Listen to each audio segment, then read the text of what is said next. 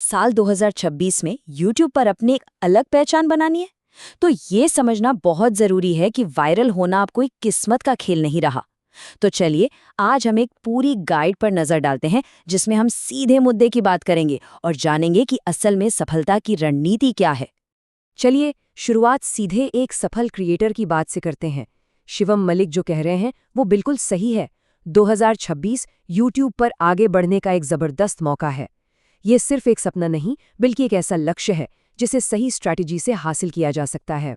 तो सबसे जरूरी बात 2026 में YouTube का एल्गोरिदम पूरी तरह बदल चुका है। ये अब सिर्फ व्यूज नहीं गिनता बल्कि एक सैटिस्फैक्शन प्रिडिक्शन इंजन बन गया है। इसका मतलब सीधा सा है, YouTube अब उन वीडियोस को आगे बढ़ाएगा जो देखने वालों को सच में खुश और एंगेज रखते हैं, ना कि सिर्फ उन वीडियोस को जिन पर लाखों व्यूज आ गए। ये समझना बेहद जरूरी है कि खेल के नियम कैसे बदले हैं। देखिए पहले क्या होता था, ज्यादा व्यूज मतलब ज्यादा रैंकिंग, सिंपल। लेकिन अब audience retention, click through rate यानी CTR और असल में यूजर कितना सैटिस्फाइड है ये सबसे ज्यादा मायने रखते हैं। पुरानी तरकीबें अब बिल्कुल काम नहीं करती। तो आज हमारा रोड मैप क्या है? हम 2026 के नए नियमों से शुरू करेंगे, फिर वायरल वीडियो का पूरा ब्लूप्रिंट समझेंगे, SEO और थंबनेल की कला सीखेंगे, शॉर्ट्स की वायरल स्ट्रैटेजी जानेंगे, एनालिटिक्स और ऑटोमेशन पर भी बात करेंगे और आखिर में देखेंगे कि हमारा अगला कदम क्या होना चाहिए।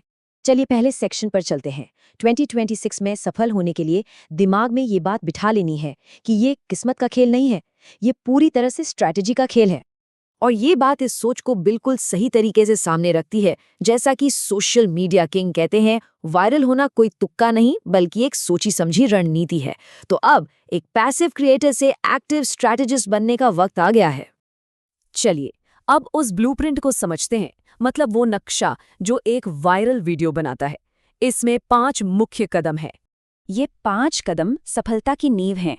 पहला, ऐसा टॉपिक चुनें जिसे लोग सच में सर्च कर रहे हैं। दूसरा, एक ऐसा थंबनेल बनाएं जो ध्यान खींच ले, समझिए 60% काम तो यहीं हो जाता है। तीसरा, पहले 5-10 सेकंड में एक मजबूत हुक तैयार करें। चौथा, वॉच टाइम बढ़ाएं। और पांचवां, SEO को ऑप्टिमाइज करें ताकि एल्गोरिथम को पता चले कि वीडियो किस बारे में है। हुक कितना जरूरी है, इसका ये एक बेहतरीन उदाहरण है। हेलो दोस्तों, स्वागत है। ये अब काम नहीं करता, सीधे मुद्दे पर आना होता है।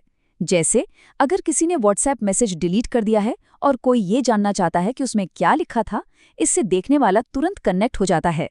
बात सिर्फ अच्छी जानकारी देने की नहीं है बल्कि इमोशनल कनेक्शन बनाने की है।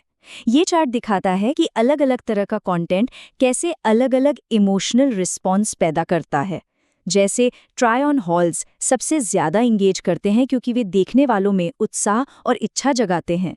एक वीडियो दर्शकों को कैसा महसूस कराती है, रिटेंशन की असली चाबी वही है। ठीक है, तो अब थोड़ी टेक्निकल बात करते हैं। SEO और थंबनेल, ये दोनों ही एल्गोरिदम और दर्शकों को सही सिग्नल भेजने के लिए हैं। तो ये YouTube SEO आखिर है क्या? बिल्कुल सीधे शब्दों में कहें तो ये किसी वीडियो के टाइटल, डिस्क्रिप्शन और टैग्स को बेहतर बनाने की प्रक्रिया है ताकि वो सर्च रिजल्ट्स में ऊपर दिखे। ये कीवर्ड्स, ऑप्टिमाइजेशन और एंगेजमेंट का एक मिला-जुला खेल है। यहाँ एक आसान सी चेकलिस्ट है। टाइटल में मेन कीवर्ड होना ही चाहिए। डिस्क्रिप्शन की पहली 2 लाइनों में भी कीवर्ड जरूर डालें। 10 से 15 काम के टैग्स इस्तेमाल करें।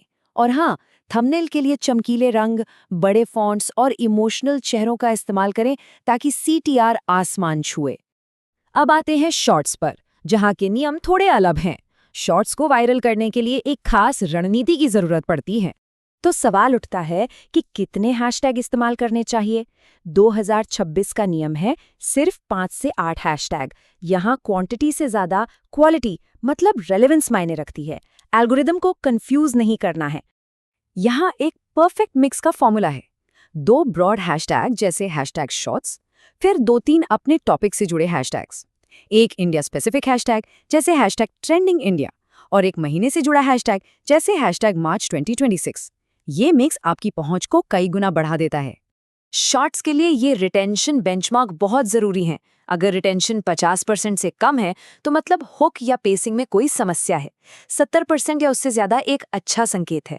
और अगर रिटेंशन 100% से भी ज्यादा है तो समझिए एक मजबूत वायरल सिग्नल मिल गया है, क्योंकि इसका मतलब है कि लोग शॉर्ट को बार बार देख रहे हैं। अब जब वीडियो बन गया तो उसे सुधारना भी तो है। यहीं काम आते हैं एनालिटिक्स और ऑटोमेशन।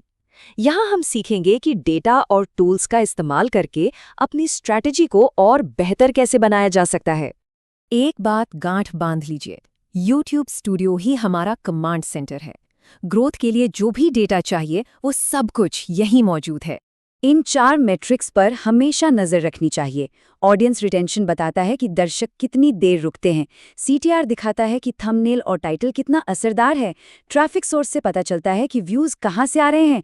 और सबसे ज़रूरी, रिटर्न व्यूअर रेट दिखाता है कि क्या एक लॉयल ऑडियंस बन पा रही है। और हाँ, हमें हार्डवर्क के साथ साथ स्मार्ट वर्क भी करना है। यहीं पर ऑटोमेशन काम आता है। AI टूल्स का इस्तेमाल करके कंटेंट का एनालिसिस किया जा सकता है, थंबनेल बनाए जा सकते हैं और कमेंट फिल्टर सेट किए जा सकते हैं। इससे समय बचता है और हम ज़्यादा कंटेंट बनाने पर ध्यान दे सकते हैं। तो अब हम आखिरी पड़ाव पर हैं। अब तक जो कुछ भी सीखा है उसे एक्शन में बदलने का समय है। दर्शक से रणनीतिकार बनने का अगला कदम क्या है? ये बात इस पूरी चर्चा का निचोड़ है। सिर्फ हैशटैग किसी को वायरल नहीं करते, लेकिन सही कंटेंट के साथ जब सही हैशटैग मिलते हैं तो कमाल हो सकता है। सफलता हमेशा शानदार कंटेंट और स्मार्ट रणनीति का मेल होती है। तो अब ये सब कुछ एक ही सवाल पर आकर रुकता है। अगली बार जब कोई वीडियो अपलोड हो तो एक पल रुककर जरूर सोचना होगा, ये वीडियो एल्गोरिदम को क्या सिग्नल देगी? क्या वो सेटिस्फैक्शन का सिग्नल होगा? इस पर सोचना जरूरी है।